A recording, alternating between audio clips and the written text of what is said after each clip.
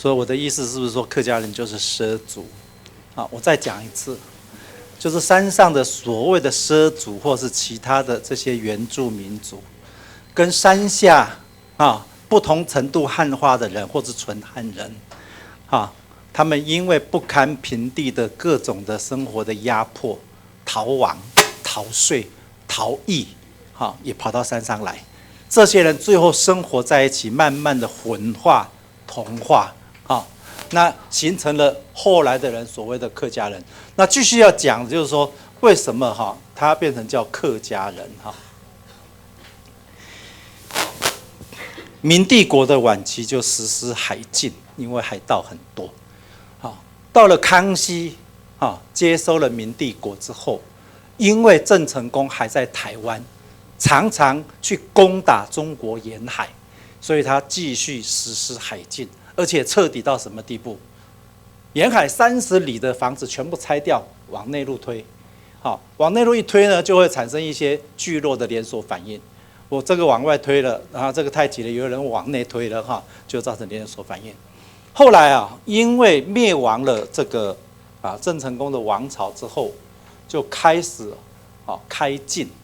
但是经过那么久的时间那些有些人已经不在了，走失了、死亡了，各种原因。所以呢，原来的那30里的地方就出现了很多的空地，所以我们刚刚讲那些山上的人就跑到这里来开垦。那另外一方面呢，就是因为跟平地的经济越来越密切嘛，所以呢，有一部分人更早的时候就沿着东江到了增城、宝安这一带挖煤矿，那有的呢就是到这个赣南搭个棚子去帮人家做田，叫棚民那有的呢就砍山上的柴跑去卖。这些人跑到下游平原跟当地的人接触了，那他们呢还是会自己一群人住在一起。这边刚好有一块空地，我们就来租下来，或者说我们自己开发出一片河川地，那么就租下来。这些人呢就被当地的人叫做客人，所以就形成了广府人叫本地，然后山上来的这些人叫客人，所以呢，一开始的时候是客人是这样的意思那你看到第2页里面有一个《风湖杂记》，对不对？1808年许旭珍《风湖杂记》，你们可以上网去查这一篇文章。简单讲，就是那个时候呢，广东博罗这一带又有械斗，土客械斗，本地人跟外来者互相械斗。那学生就问说，为什么我们来了这么久了，我们好像说祖先来了上百年了，为什么叫我们客？OK， 这个问法就知道说，那个时候大家还知道所谓的客是外来的人，可是因为一方面住久了，互相视作不同的人群，所以他是从普通名词的客，外来者这个意思，慢慢正在往专有名词，如果英文就要大写，族群的意义正在转换，正在转换。那老师就说，这个因为我们语言文化不同啦，很难沟通啦，所以经过几百年土治土，客治客。但是但是就很重要了他特别说人家以为我们是野蛮人，山上来的这个野蛮人，其实我们的祖先是从中原来的。这大概就是目前为止我们所找到最早的关于客家人的祖先来自中原。那这个客的名字较久之后，被当作是一种族群之后呢，就加上一个家字，客家。那就像住在水上的人，后来变成叫疍家。所以呢，加上家字的时候，就开始它不是只设一种外来者这种普通名词而已而是开始把它当作是一个专有的名词。那这些人到平地去呢，跟平地的人就因为生活空间资源的争夺就有越来越多的这个摩擦，所以你群他群我群的观念就越来越兴起那海禁开除之后呢，除了到了平地之外，有一部分的人就直接的到了台湾或是到南洋。好，所以我们要了解哦，从梅县或是梅江这一带或所谓的客家地区出来的时候，他们不是客，他们到了外地的时候才被当作客。后来呢，广东的这些人叫客家。同样一个来源的人，后来到了台湾来，也被叫做客 K 呀，客郎。战后的时候呢，因为中国的客家的名称传进来之后呢，我们也跟着叫做是客家。所以呢，这个海禁的结束，造成了人口大量的外流因为本来下到平地来，一开始还可以生活，后来呢，冲突也越来越严重好，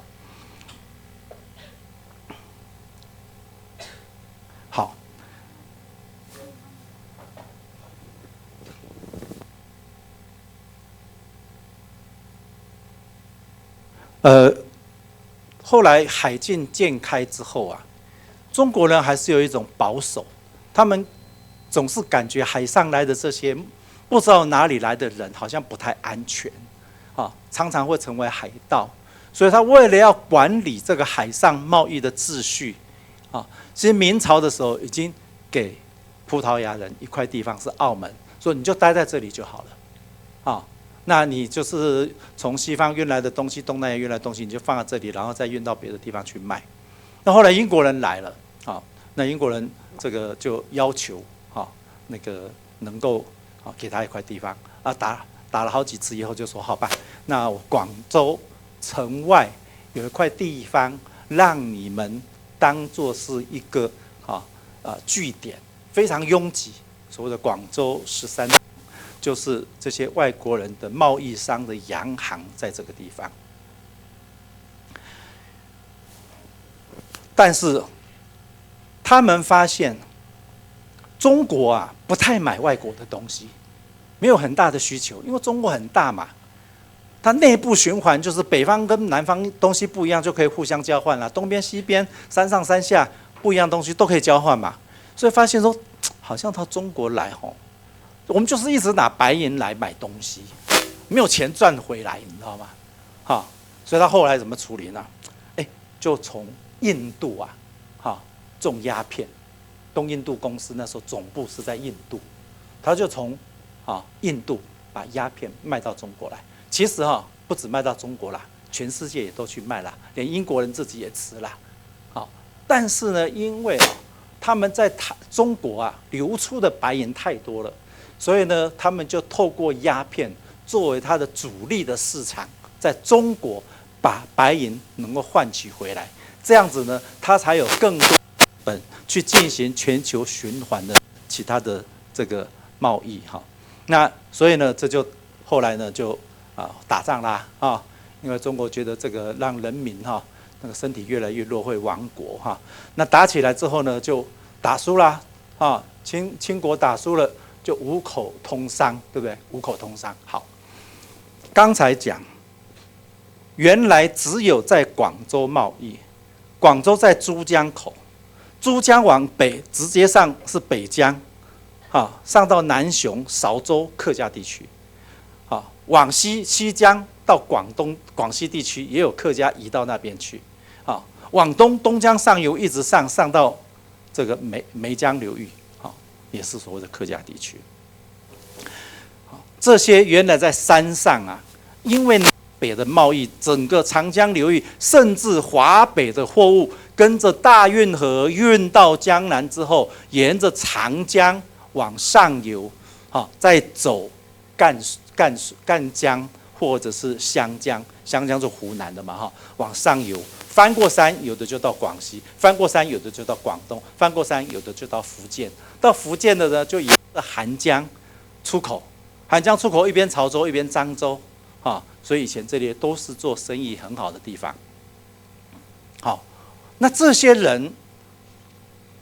本来有那么大的贸易，整个中国内陆那么大的市场，跟全球大循环，你想想看。那山上是不是络绎不绝的挑夫？是不是络绎不绝的做生意的人？是不是络绎不绝的保镖？是不是沿路要有人开面店、饭店、餐馆、旅馆，对不对？或者提供各种的贸易服务的，银行啦，做金融汇兑的啦，或者卖衣服啦、卖工作的东西啦，所以呢，这些原来啊，在平地经济上山之后，生活困难的人很多呢，就跑去，被这种南北大循环，那到了珠江流域，又跟全世界大循环这样的一个经济来服务的，你想想看，那是中国是那么大的一个国家，然后跟了西方跟全世界大循环，要经过南岭的五岭的三隘口通道，这些通道呢，就成为南方经济一个很重要的来源。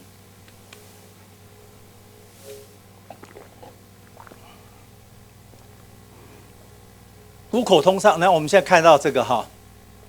这个你看到这个箭头没有？这每一个箭头啊，都是沿着水系往北到长江，就是我刚刚讲的，那这个生意都没有了，没有了以后呢，这人大部分的客家人，最后一方面它造成土客械斗越来越严重，因为这无常好探假的人，无头路做的无东西说的，所以让你编的啊，就跟本地人广府人打。后来有一部分人呢，就接受了基督教的教义，自己发明了一个，这个拜上帝会，这就是太平天国。所以太平天国可以说就是这样的一个大循环被破坏之后，山区的人民因为经济的崩溃，变成匪，然后呢，干脆他形成了自己新的世界观。可见他原来的汉化还没那么深，所以对他来说，去摆脱儒家的或者是传统中国的其他的宗教思想，可能相对没那么困难。反正我什么都没有，那基督教给他一个新的想象，就产生了太平天国。太平天国打了10几年嘛，打到南京去，一部分打到四川去，一部分还打到天津，快到天津了。所以呢，天翻地覆。太平天国的天翻地覆造成了一个什么情况？那时候清国本身已经没有能力靠他官方的武力来镇压，叛乱，维持地方秩序。所以这个时候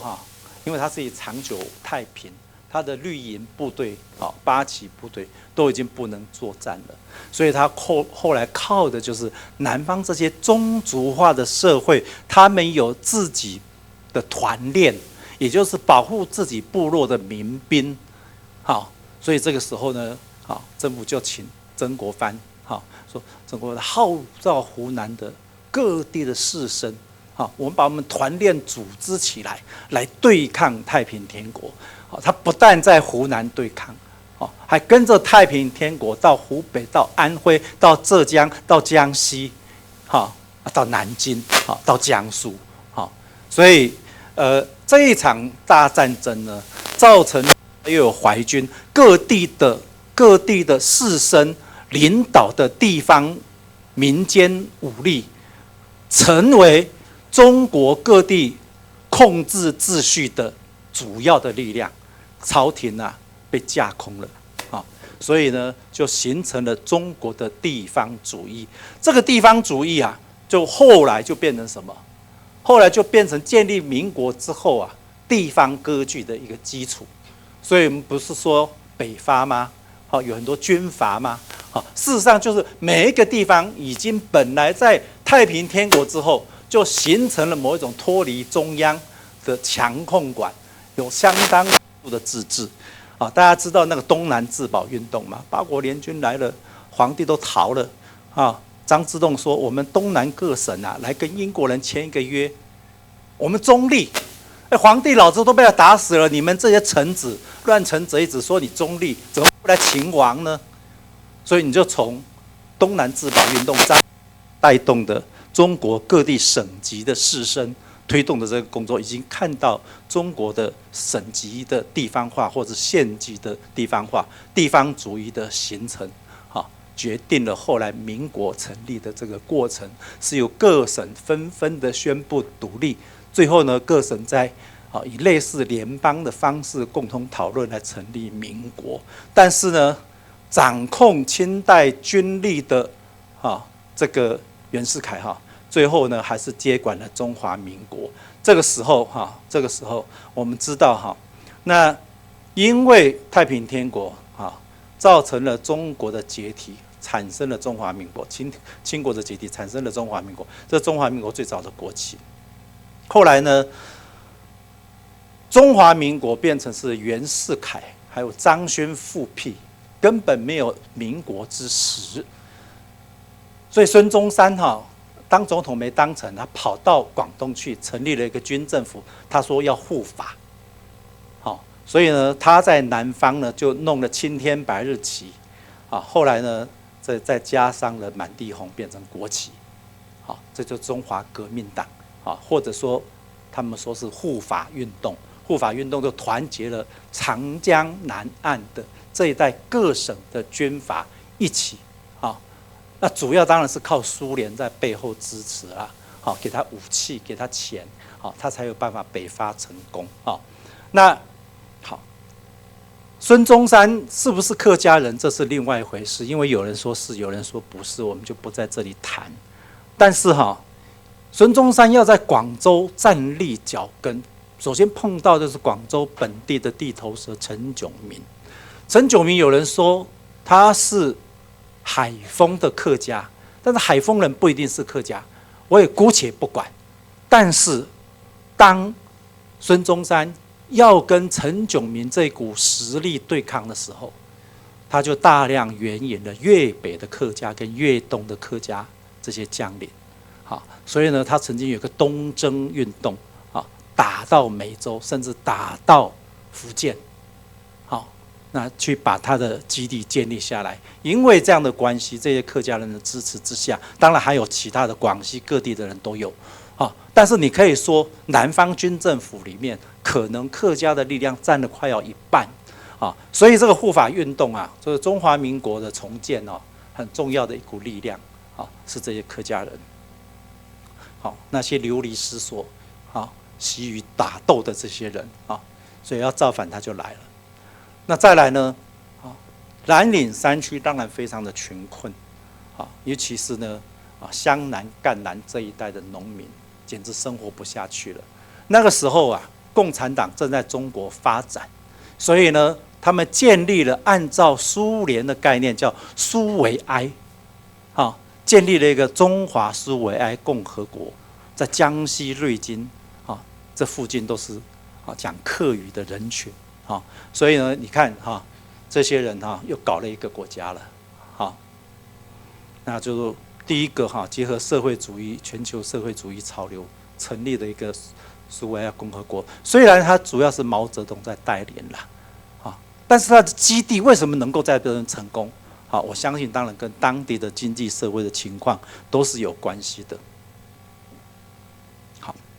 我刚刚讲那一群人海禁结束之后来到台湾，这一部分的人比闽南人有的晚到，有的同时到，因为有时候进，有时候不进，他们叫隔省流域。广东省跑到福建省来的，因为台湾是福建省，所以他是客。那这些人地位一直不稳定，后来必须在地方械斗的时候支持政府，才取得他的地位，才能够拥有他的土地合法的这个所有权。那而且他慢慢的往山地开垦，所以呢，客家人在南部六堆平原，非常肥沃的地方种稻米，他的稻米不是自己吃的呢，吃的只是一小部分，主要是卖到中国大陆去。它是跟中国的循环贸易，北部呢，茶、糖、樟脑，这个也都是出口的，也都是换现金的所以我们不要去想象传统中国那个日出而作，日入而息这个地利与我有何哉自给自足那种安土重迁，不是。这一群人从来都是跑来跑去，那个当山上的樟脑挖完了之后怎么办？我就开始烧炭嘛。炭烧完了怎么办？开始弄梯田种水果嘛。再来呢，分两代人没有地了，我就跑到台东去嘛，有的就跑到巴西去嘛。好，所以这一群人就是处于不断的因为在经济体系的末梢，中心地方稍微摆一点的时候，末梢就会摆很大。好，他们就是处在这样的一个情况。好，这些人因为有自己的武力，他们在山区拓垦有自己的武力。当日本人因为甲午战争清国把台湾割让给日本的时候，大部分城市地区的人会觉得，为了避免战争造成不必要的牺牲，所以把城门大开，让日本军和平的进来，反正改朝换代而已嘛，换一个统治者，对不对？汉人也统治过，蒙古人也统治过，满洲人也统治过，现在换一个日本人也没什么嘛，这是一个想法。另外一种想法呢，就是这些客家地区的垦守年轻人他们呢治理自己那个策动了一个台湾民主国。最主要的策动者其实是邱逢甲，那他背后最主要的实力，也就是在客家地区的义军那我们常讲的三杰江少祖、徐襄这个吴汤兴，当然还有别的人那另外一支力量呢，就是刘永福的部队。但刘永福是一个专业部队、专业佣兵他非常的忠贞，以他的责任所以呢，他支持这个抗日到了八卦山之役大势已去，他就慢慢的规划要逃走了，所以他后来也走了。当然最丢脸的就是民主国的第一个大总统唐景崧没有几天日本人登陆他就酸了所以呢，真正发生有活性的对抗的本土力量，其实主要就是从客家地区一直到八卦山这一带。所以徐襄有一句遗言，他说：“此地不守，台湾亡矣，余不愿生还中原也。”也就是说，我愿意为台湾而死。在那之前没有台湾人有漳州人、有泉州人、有嘉义人，或者是呢有下淡水的人有诸罗山的人有这个凤山县的人没有台湾人这个概念就在这个时候，大量的台民这个字眼出现了。所以呢，我说最原始的台湾人的概念，虽然非常的原始，还非常的出奇幼稚，但是呢，它还是出现了。这就是对台湾的近代的形成非常重要的一个台湾民主国的这样的台湾意识。那甚至战后，那很多人因为我们都是汉人，中华民国是汉人，所以呢就认为回归祖国。虽然蒋介石、毛泽东都曾经讲，朝鲜、那个台湾、越南这些弱小民族在我们中华民国抗日胜利以后，都要一起合作然后我们要支持他们的独立。可是真的他们打赢之后就不想了就把它并进去那这个时候还是有一些受过现代教育人，有现代民主国家的概念。他知道说全世界殖民地都解放，成立自己的国家，为什么我不能成立自己的国家？这个呢，就是云林的赵安克、廖文毅成立一个短暂的台湾共和国临时政府，在香港、在日本不过后来他也被国民党招安了但是呢建立一个现代的共和国的概念跑出来了概念观念有时候不一定后面有力量在支持，但是有时候那个观念留在那里，就让你有个想象的空间，让你有另外一个世界的追求。好，那另外呢，就是说刚刚讲世界的这个大循环在第三世界种橡胶、要挖矿、种甘蔗都需要非常多的劳动力，所以跟着西方帝国主义各地的殖民在殖民地的垦殖需要劳动力，华人开始向南洋来移民。当然更早啦，其实明朝就有一些往东南亚去移民。我看到16世纪，其实在东帝汶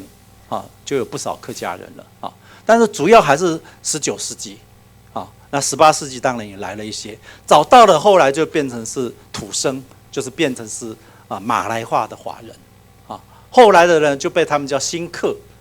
所以呢，今天我们所碰到的他们就是所谓的新客。后来呢，土生华人也被新客同化回去，变成华人的概念。但是早期他们并没有华人的概念，只有自己的语言方言权的概念，或者自己祖籍概念。我是嘉应五属，我是茶阳，我是广府，我是潮州，我是海南，只有这样的一个概念。那么到了东南亚呢，我们去做什么？去采锡矿。那在这个挖锡矿的时候，就需要大量的人力，然后呢需要淘洗，那或者是去挖黄金，所以在这个西加里曼丹就是去挖黄金。那我们现在看到右边这张图，这个灰色的地方就是马来半岛产锡的地方。那这些地方呢，主要也就是客家人集中的地方，所以客家人为马来亚进入现代化之后，供应矿业的经济，提供了一个基础，所以我们所谓的马来西亚的客家带，大概就是跟这个锡矿带吻合。不过大家注意不是只有客家人，还有其他的华人那这些人里面呢，有的赚了钱，成为地方的领导，或者是做生意，也赚了钱那像从事锡矿业的叶阿来，那他就是被认为是建立了吉隆坡这个现代都市的开创者。当然有不同的人贡献过了不过他被认为是一个关键的力量。所以呢，在马来半岛的现代化过程里面那客家人贡献了他的力量。那在西婆罗洲，也就是现在的加里曼丹属于印尼。其实整个婆罗洲的客家人去那边挖矿垦殖他们都成立了自己的帮派秘密结社叫做公司。但是公司也不是那么秘密结社，就是一个互相合作的组织。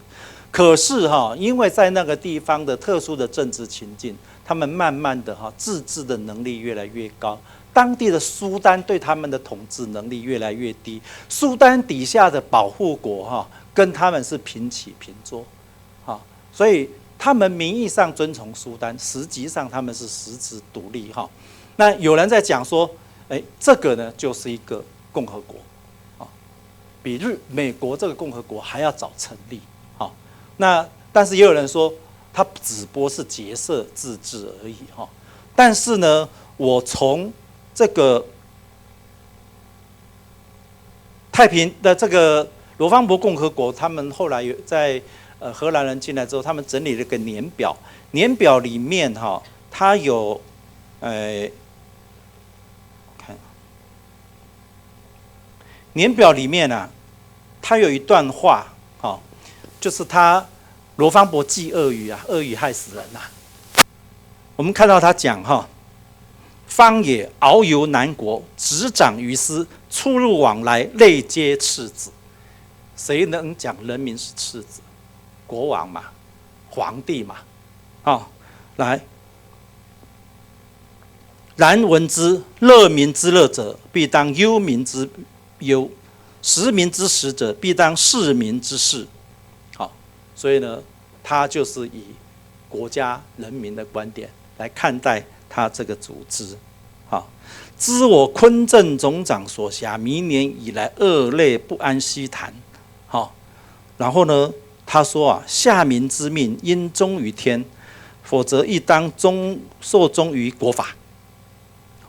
所以呢，其实呢，他自己是把自己当作一个国家，他甚至想要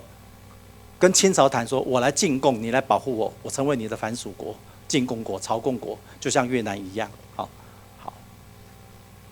那锡矿橡胶也当然是现代世界重要的产品了客家人就在这样的一个经济生态里面的一个 niche 找到了它生存的这个基础那再来就是说，西方社会在中南美洲加勒比海，他们用了大量的黑奴来从事高度的劳动，但是呢，这黑奴不人道。那这些基督教国家里面，国内社会有很多的道德之士就起来批判，要求废除黑奴。所以英国首先废除了黑奴，所以黑奴制度后来没有了。没有了怎么办？要种甘蔗啊，要挖矿啊，要割橡胶啊，怎么办？他们呢就到印度、到中国或者东南亚的华人找工人。后来呢，主要就是从广东找到了一堆华人，跟这个印度找到了一堆印度人。这中间的广东人里面，主要的还是客家所以呢，因为这样的一个关系这样的一个关系，奴隶跟非洲奴隶的后裔，跟印度的契约劳工，还有华人客家的契约劳工，就在加勒比海的甘蔗园里，就在东南亚的橡胶园里，就在这个大溪地、摩里西斯这些地方热带种植园跟这些人一起的工作。后来呢，他们因为阶级上相同的地位，虽然不同种族，他们也觉得有相互团结的必要。这就是造成了后来为什么在后殖民时代，他们要摆脱殖民母国对他们的苦毒这时候呢，他们觉得他们需要合作。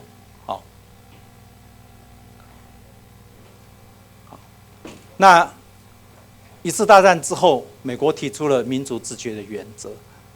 这带动了全世界殖民地的人民觉得我们要决定自己的命运那所以呢，在整个加勒比海地区，客家人跟印度裔劳工的后裔，跟非洲裔劳工的后裔，他们一起参加了自己国家的殖民地的解放运动。我在这里不是要跟大家讲说客家人喊腔喊米胎做总统做总统，没有那样意思我的意思是说，如果你在当地你这个族群没有重要的贡献的话，没有一个结构性关键的位置的话，大概你不可能你里面的人会担任重要的职务。所以我是利用这个来跟大家说明客家在现代世界形成的过程里面尤其是加勒比海、中南美洲的解放运动里面的参与所以何才被封为千里达的国家英雄是首任的总督这个当然是英王封的了那么中亚瑟是盖亚纳民族解放的英雄那么他们建立了自己国家以后呢那成为美洲第一个客籍的总统。那生于苏利南的陈亚先，陈亚先不是他名字，陈亚先是他祖先的名字，以祖先的名字为姓这是西班牙语系的这个习惯嘛他也是客家人你看他就标准的混血后裔他成为苏利南的医生，后来当了总统。那古巴在这个西班牙统治的时候，曾经立了一块碑，说古巴的华人没有一个跑掉，全部都奉献了忠于古巴。后来卡斯楚的独立里面也有很多客籍的英雄。当然后来因为共产社会的建立，也造成了古巴原来是最多客家人的，后来他们逃到美洲去那么摩里西斯的朱梅林新加坡的李光耀那牙买加牙买加是加勒比海里面一个非常大的岛，它后来是英国的殖民地。英国在这边生产非常多的糖，它的糖的价值到什么地步？就是英国在整个美洲新世界所有的殖民地赚最多钱的在牙买加，所以你就知道牙买加对于我刚刚讲的跨大西洋的大循环的重要性有多么重要。那时候北美洲是赔钱货所以英国人很头痛北美洲成立了维吉尼亚公司，什么缅因公司都没赚钱没赚到钱只有在牙买加赚了钱。那牙买加很特别牙买加不是雷鬼音乐的发源地吗？这些国家里面的客家人，后来在后殖民时代当他脱离劳工获得自由，他契约结束之后呢，他开始去做小生意，开餐馆所以在东南亚也好，在摩里西斯也好，在大溪地也好，在西加勒比海也好，那个西印度群岛是加勒比海也好，很奇怪，客家人或者是华人，最后都掌控了当地的经济。好，大溪地啊的华人主要是客家人，以前也是去种甘蔗的。大溪地的华人现在控制了大溪地85%的经济。印尼人为什么要排华？因为华人控制了印尼的经济。马来人为什么建立马来人优先论？规定一定资本额以上的公司，华人必须要跟马来人一起合资。因为华人或是客家人控制了当地的经济。好，那么在泰国，他们怎么去处理这个问题？泰国主要是潮州人，潮州里面有很多客家人，很奇怪。好，客家人在潮州籍的客家人，专门做总理啊。好，他连续很多个总理都是华裔刻意的。啊，就是他的政治力上非常强。政治力的背后当然就是经济力。好，但是泰国采取一个方式，就是说我们让大家都改成泰国式的名字。好，那最后大家也会讲泰国话，就分不出来。好，最后呢，他们也没有教育，所以他们有的还在用那个汉字的对联那些，认识不了几个字啦。好，当然有的有私塾去读，他还认识。好，那这个泰国跟马来西亚、印尼处理的方式都不一样。好，马来西亚是那个泰国是同化政策，马来西亚是分离制度，差别待遇。印尼是排华，然后呢，印尼的这些华人最后，他们不能接受华语教育，然后呢，他们改成穆斯林式的命名，因为印尼是一个穆斯林国家，所以你看到我们碰到的这个印尼的客家人，他们其实都有一个穆斯林式的名字，哈散啦，什么胡塞因啦，但是因为印尼彻底的排华，禁止华校，所以你去印尼70岁以上的老人，以前有念过华校的，认得汉字，会讲华语；60岁以下的大部分都不认得华文，不会讲华语，但是他会讲客家话。因为当他在一个城市里面聚集在一起的时候，他们是觉得我是一个优越的族群。他们去南洋叫过番啦，过去番界过番。他们还是有一种优越感的。所以我是唐人，我不是番。所以呢，因为这样的一种阶级的共同的利益的关系，他们持续的讲客家话。那后来他们用怎么样的方式来通讯呢？他们用印尼语，也就是印尼版的马来语啦，的拼音方式，来拼音。所以你如果上 YouTube、脸书，可以看到很多他们的对话，所以不要以为客家文字只有台湾的这个印尼已经变成是这个罗马字母的好，沈葆桢是清代的一个大臣。在延平郡王祠写了一个对联，说：“开万古得未曾有之奇，洪荒流此山川，作移民世界。极一生无可如何之欲，缺汉还诸天地，是创个完人。”他把郑成功、郑芝龙或是其他的海盗集团所率领的这些商业集团，看作是明代的移民，很可怜，没有地方去。来到了一个洪荒山川，刚好给你们做移民世界，非常消极的。可是你知道，在台南的所谓的官方讲的延平郡王祠，在台南人叫做开山王祠，开山王庙旁边就是开山路。开山是什么意思？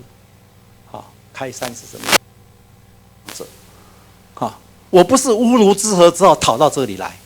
我到处都是去开创。我跑回去中国，我也去侵略，我也是去开创，所以它是一个开创的概念。我用这个来讲，从中国无法生存的这一些人，他往外走的时候，其实呢，他有一种开创者的精神。那以前我们讲我们是中原的客家，慢慢的我们发现，我们为自己而客家，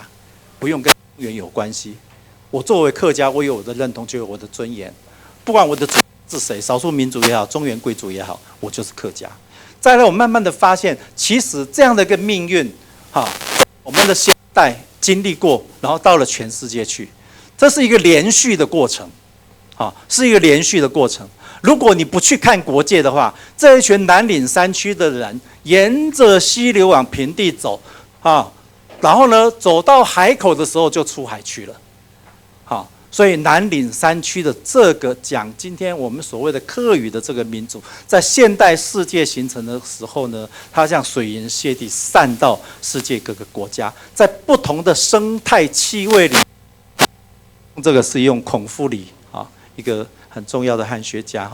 用他的概念叫做生态气味。不过他非常重视这些华人跟故乡的关系，可是我认为跟故乡的关系未必是跟祖国的关系，跟祖国的关系是近代中华民国民族主义兴起之后，跟祖国的关系。所以以前他们哪有认为华语是母语？后来李光耀规定说华人要讲母语，母语是什么？是华语。莫名其妙，搞到现在比如说像马来西亚也有华校讲华语，搞到他们现在怎么情况你知道吗？就是他们只会讲华语，客家话也不会讲了，潮州话也不会讲了，福建话也不会讲了，结果他的母语消失了，所以现在反而他们开始去寻找母语，所以我认为第三个阶段，也就是我们现在所处的这个时代，我们要以开创者的精神，在不同的世界各地，以自己脚跟下的土地作为我们生存的空间，效忠的对象，跟当地的人群互相支持，这才是一个世界客家，客家世界，你才会成为世界不同地方的一部分，那所以呢，我用这个沈葆桢的这个对联来这个讲不同的观念了那我们就讲到这里，时间还有吗？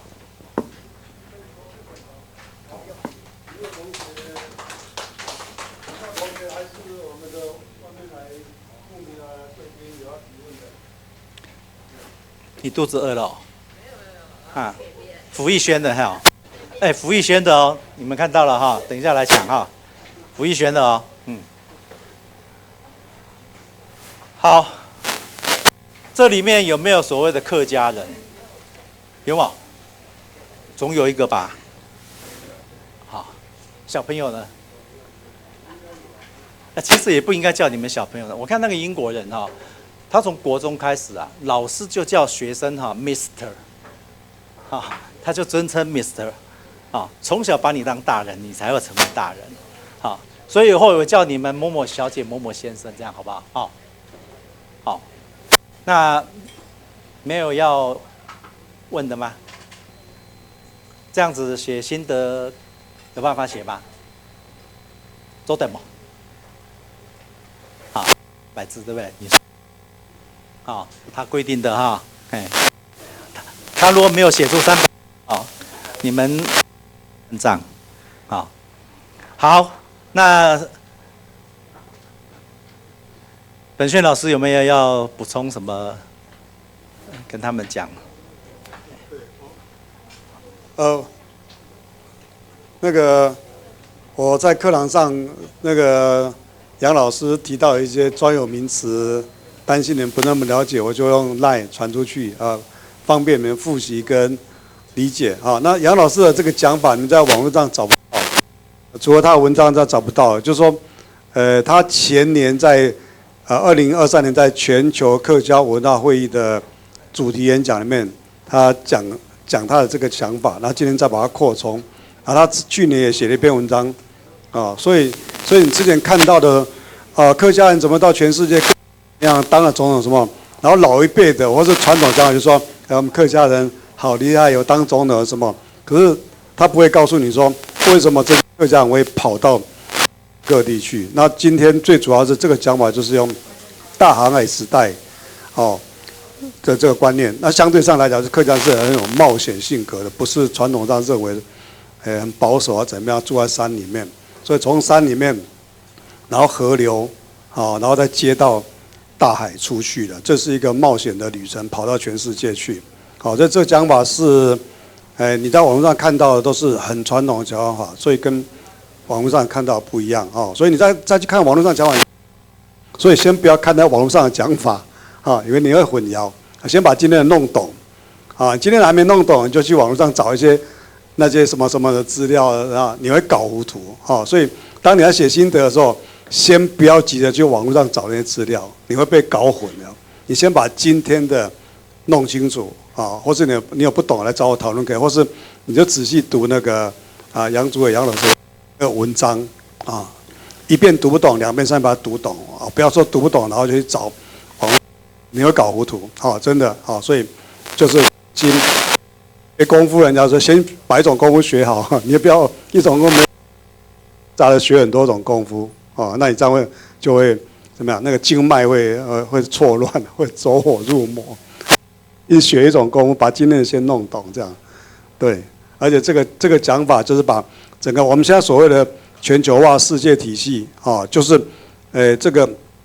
中国被卷入这全球化，然后沿海还有卷入全球化，然后这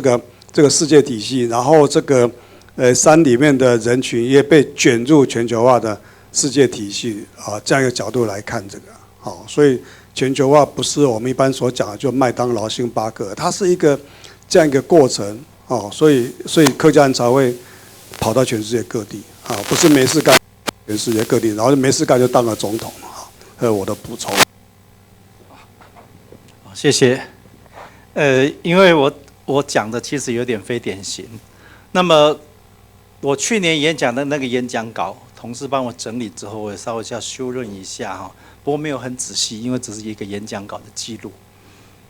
那一篇跟今天讲的最大的差别是什么？我那一篇没有去处理客家形成这个东西。